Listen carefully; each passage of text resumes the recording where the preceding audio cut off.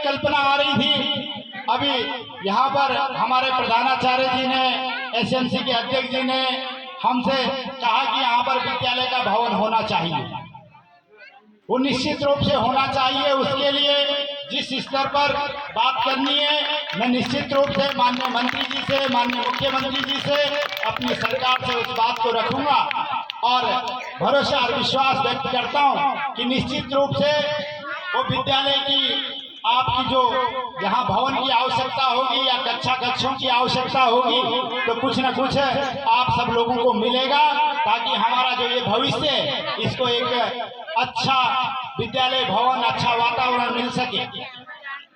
लेकिन हम सब अभिभावकों की भी जिम्मेदारी और जवाबदेही है कि हमारा बच्चा विद्यालय से घर आता है तो उसको विद्यालय में उसने क्या पढ़ा, वो क्या अध्ययन कर रहा है, क्या उसको गृह कार्य मिला है, और उसके विद्यालय में अगर कभी कम नंबर आए तो उसको हमें कितना डांटना है, कितना उसको प्रोत्साहित करना है, क्योंकि हमको सकारात्मकता की ओर आगे रहना है। जो हमारे बच्चे हैं, मैं देखता हूँ मेरी बिटिया कक्षा 2 में पढ़ती है। जब वो नर्सरी से विद्यालय गई तो मैंने विद्यालय वालों से पूछा, अपने किताब कॉपी इसको देते नहीं है? तो उन्होंने कहा, हम विद्यालय में कक्षा 2 तक कोई बस्ता घर नहीं देते हैं। विद्यालय में आएगा बच्चा, विद्यालय में पढ़ेगा और विद्यालय से वो अपना टिफिन लेके वापस घर जाएगा।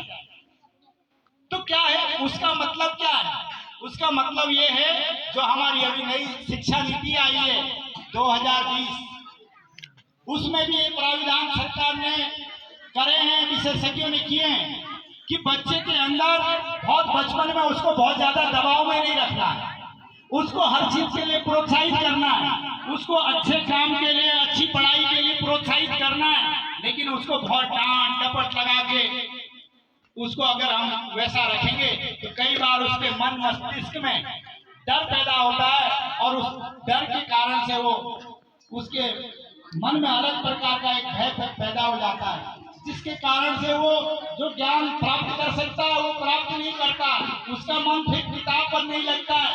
तो इसलिए हमारे अभिभावकों को भी हमको अपने बच्चे को किस प्रकार से सकारात्मक माहौल बना के रखना है। वो अगर पढ़ाई नहीं कर रहा है, वो खेलने चले गया, आपको लगता है आपको आपके टाइम टेबल के हिसाब से उसकी पढ़ने की कक्षा समय आ गया, तो उसको आपको प्रोत्साहित करना, किस माध्यम से आप प्रोत्साहित कर सकते हैं। केवल 24 घंटे हम डंडा लेकर के उसको डांट फटकार के उसको रेपट मार के अगर समझाने का प्रयास कर रहे हैं तो अनेक बार हम जो परिणाम चाह रहे हैं उस प्रकार के परिणाम हमको नहीं मिलते। तो उसके लिए हमको खुशनुमा माहौल रखने की आवश्यकता है।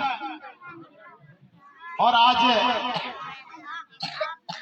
शिक्षा जीवन की महत्वपूर्ण कड़ी है और शिक्षा केवल हमको सरकारी जॉब मिल जाए, सरकारी रोजगार मिल जाए तो शिक्षा प्राप्त करने का ये भी उद्देश्य नहीं होना चाहिए।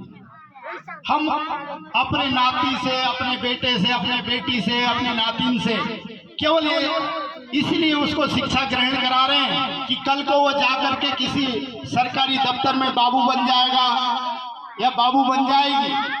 तो अगर हम केवल इसलिए शिक्षा ग्रहण करा रहे हैं तो इस सोच में भी हमको थोड़ा परिवर्तन लाने की आवश्यकता है।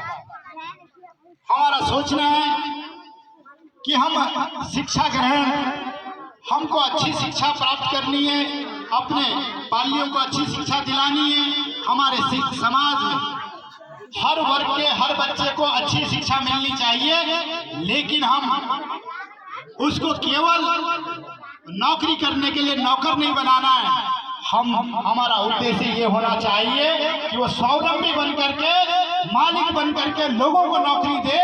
इस प्रकार की शिक्षा का मॉडल हमको तैयार करना, इस प्रकार की मानसिकता, इस प्रकार का विचार उनके मन और मस्तिष्क में भी जाना चाहिए कि वो कल को अच्छी प्रकार से स्वावलंबी होकर के, उद्योगपति बन के, अपना अच्छा व्यवसाय खड़ा करके अपने अगल बगल के, अपने गांव, देश के, क्षेत्र के लोगों को 10, 20, 50, 100 लोगों को रोजगार दे सके। इस प्रकार का एक विजन, एक सपना उनके मन और मस्तिष्क में होना चाहिए।